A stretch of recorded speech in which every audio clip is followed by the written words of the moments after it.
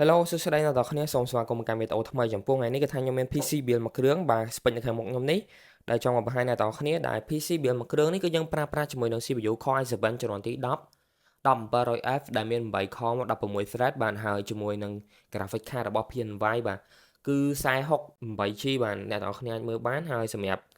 RAM គឺយើងប្រើជាមួយនឹង RAM លាតទេដែលគាត់ធ្វើការសន្សំចៃលុយមែនតើបាទអ្នកនរគ្នាអាចមើលហើយនេះគឺជា CPU cooler គឺយើងប្រើជាមួយនឹង Silent Series CR1004 Evo បាទនេះសម្រាប់ cache គឺយើងប្រើជាមួយនឹង Montech X2 Mesh បាទអ្នកនរគ្នាអញ្ចឹងយើងកន្លែងមកមើល power supply វិញដែលយើងប្រើជាមួយនឹងកម្លាំង 500W ក៏ដូចជា WD Blue ចំនួនមួយទេបាទសម្រាប់ storage បាទអញ្ចឹងសម្រាប់ spec មួយនេះមានតម្លៃសមរម្យមែនតើបើសិនជាអ្នកនរគ្នាមានចំណាប់អារម្មណ៍ចង់បានកុំភ្លេចទាក់ទងមកយើងតាមរយៈ Facebook Page ក៏ដូចជា Telegram ផ្ទាល់ផងដែរ